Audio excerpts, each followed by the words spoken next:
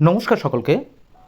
মহামান্য সুপ্রিম কোর্টের সাম্প্রতিক অন্তর্বর্তীকালীন নির্দেশ অনুযায়ী পশ্চিমবঙ্গ রাজ্য সরকারি কর্মচারীদের মোট বকেয়া মহার্ঘ ভাতার পরিমাণ 25% আগামী 4 সপ্তাহের মধ্যে মিটিয়ে দেওয়ার জন্য রাজ্য সরকারকে নির্দেশ দিয়েছে সুপ্রিম কোর্ট। আপনারা সকলেই অবগত, সরকারি কর্মচারীদের মহার্ঘ ভাতা বা ডিএ নিয়ে বিতর্ক কিন্তু দীর্ঘদিনের। কেন্দ্রীয় সরকারি কর্মচারীদের তুলনায় রাজ্য সরকারের কর্মচারীদের ডিএ বরাবরই কম হারে তারা পেয়ে আসছেন, এমনটাই কিন্তু অভিযোগ বারে বারে দেখা যায়। আজ আমরা এই ভিডিওতে এপ্রিল 2008 থেকে ডিসেম্বর 2019 পর্যন্ত পশ্চিমবঙ্গ রাজ্য সরকারি এবং কেন্দ্রীয় সরকারি কর্মচারীদের ডিএর যে পার্থক্য তা আমরা আপনাদের কাছে ভিডিওর মাধ্যমে তুলে ধরব। আপনারা যদি আমাদের চ্যানেলে নতুন হয়ে থাকেন তাহলে অবশ্যই চ্যানেলটি সাবস্ক্রাইব করে রাখতে পারেন এরকম ধরনের আরও ইনফরমেটিভ ভিডিও পাওয়ার জন্য। প্রথমে আমরা 2008-এর এপ্রিল মাস থেকে শুরু করব। তো 2008 সালের এপ্রিল ও মে মাসের কেন্দ্রীয় সরকারের ডিএর যে পরিমাণ ছিল সেটি ছিল 12% এবং রাজ্য সরকারি কর্মচারীদের প্রাপ্ত ডিএর হার ছিল 2%। তাহলে রাজ্য সরকারি কর্মচারীদের যে বকেয়া ডিএর পরিমাণ সেটি ছিল 10%। এরপর জুন মাসে 2008 সালে কেন্দ্রীয় সরকারের ডিএ ছিল 12%, রাজ্য সরকারের ডিএ ছিল 6%। রাজ্য সরকারি কর্মচারীদের যে বকেয়া ডিএর পরিমাণ সেটি হলো 6%। এবারে 2008 সালে জুলাই, আগস্ট, সেপ্টেম্বর, অক্টোবর এই 4 মাসের কেন্দ্রীয় সরকারের ডিএর পরিমাণ ছিল 16% এবং রাজ্য সরকারের ডিএর পরিমাণ ছিল 6%। তাহলে বকেয়া ডিএর যে পরিমাণ সেটি হলো 10%। এবং 2008 সালেরই নভেম্বর এবং ডিসেম্বর মাসে কেন্দ্রীয় সরকারের ডিএর পরিমাণ ছিল 16% এবং রাজ্য সরকারের ডিএর পরিমাণ ছিল 9%। এখানে বকেয়া ডিএর যে পরিমাণ সেটি হলো 7%। এরপরে 2009 সালের জানুয়ারি মাস এবং ফেব্রুয়ারি মাসে কেন্দ্রীয় সরকারের ডিএর পরিমাণ ছিল 22% এবং রাজ্য সরকারের ডিএর পরিমাণ ছিল 9%। তাহলে বকেয়া ডিএর যে পরিমাণ সেটি দাঁড়ালো 13%। মার্চ 2009 সালে কেন্দ্রীয় সরকারের ডিএ ছিল 22% এবং রাজ্য সরকারের ডিএ ছিল 12%।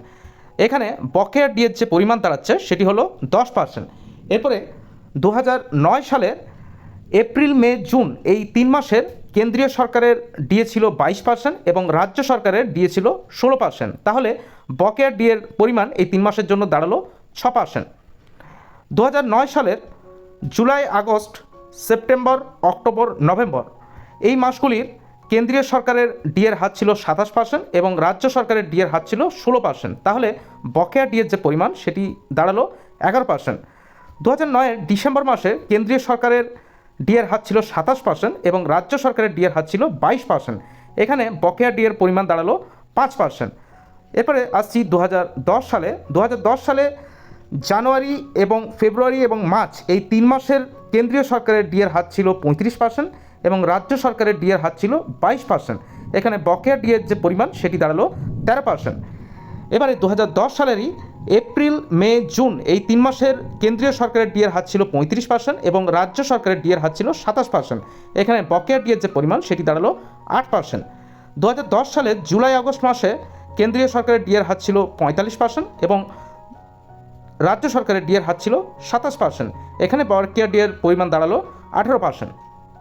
2010 সালের সেপ্টেম্বর, অক্টোবর, নভেম্বর এই 3 মাসের কেন্দ্রীয় সরকারের ডিএর হার ছিল 45% এবং রাজ্য সরকারের যে ডিএর হার সেটি ছিল 27%। তাহলে বকেয়া ডিএর পরিমাণ দাঁড়ালো 18%। ডিসেম্বর 2010-এ কেন্দ্রীয় সরকারের ডিএর হার ছিল 45% এবং রাজ্য সরকারের ডিএর হার ছিল 35%। এখানে বকেয়া ডিএর পরিমাণ দাঁড়ালো 10%। এবারে 2011 সালের জানুয়ারি, ফেব্রুয়ারি, মার্চ, এপ্রিল, মে, জুন এই মাসগুলির 2011 সালের কেন্দ্রীয় সরকারের ডিএর হার ছিল 51%, যেখানে রাজ্য সরকারের ডিএর হার ছিল 35%। এখানে বকেয়া ডিএর পরিমাণ দাঁড়ালো 16%। এবার 2011 সালের July, August, September, October, November, December এই মাসগুলির কেন্দ্রীয় সরকারের ডিএর হার ছিল 58% এবং রাজ্য সরকারের ডিএর হার ছিল 35%। তাহলে বকেয়া ডিএর যে পরিমাণ সেটি দাঁড়ালো 23%। এবারে 2012 সালে চলে আসি। 2012 সালের জানুয়ারি, ফেব্রুয়ারি, মার্চ, এপ্রিল, মে, জুন এই মাসগুলি কেন্দ্রীয় সরকারের ডিএর হার ছিল 65% এবং রাজ্য সরকারের ডিএর হার ছিল 45%। এখানে বকেয়া ডিএর পরিমাণ দাঁড়ালো 20%।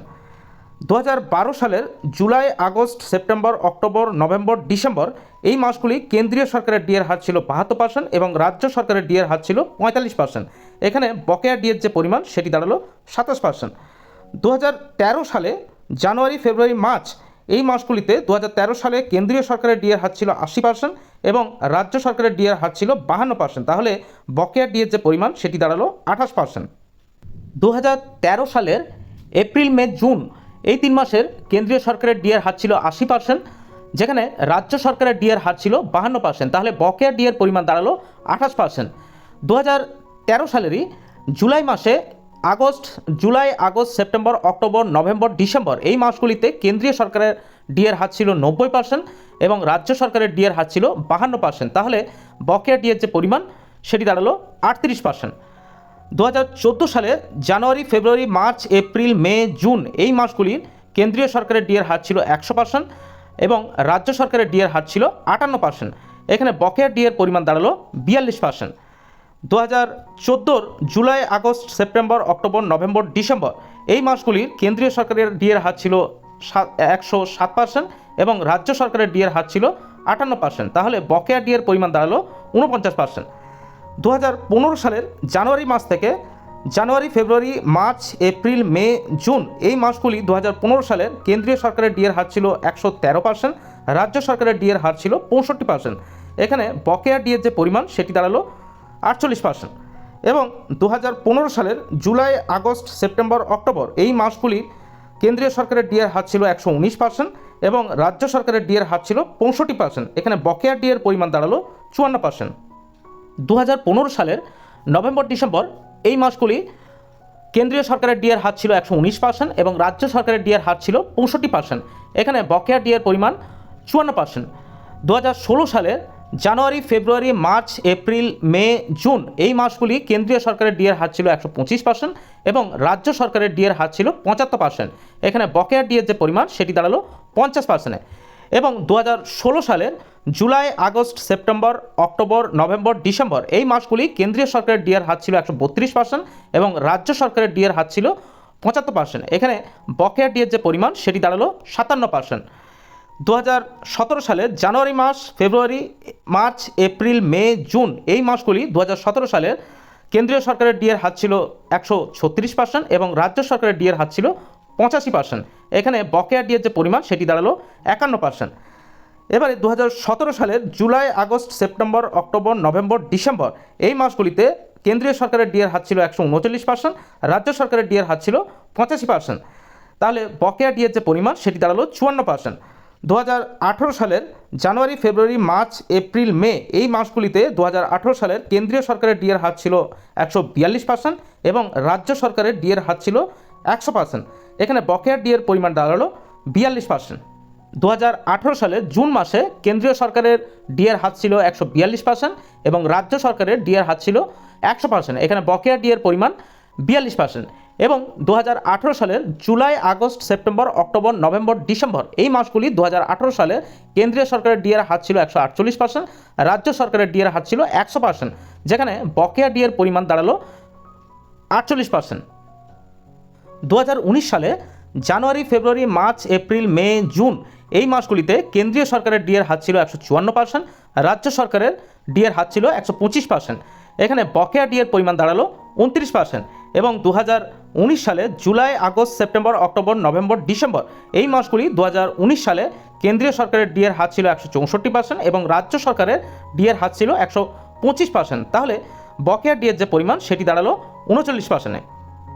আমরা আশা করছি এপ্রিল 2008 থেকে ডিসেম্বর 2019 পর্যন্ত এই সময়কালে রাজ্য সরকারি কর্মচারী এবং কেন্দ্রীয় সরকারি কর্মচারীর ধারাবাহিক মহার্ঘ ভাতার যে পার্থক্য সেই পার্থক্য আপনাদের কাছে তুলে ধরতে পেরেছি। পরবর্তী ভিডিওর আপডেট পেতে অবশ্যই আপনারা চ্যানেলটি সাবস্ক্রাইব করে রাখতে পারেন। নমস্কার, ভিডিওটি দেখার জন্য ধন্যবাদ।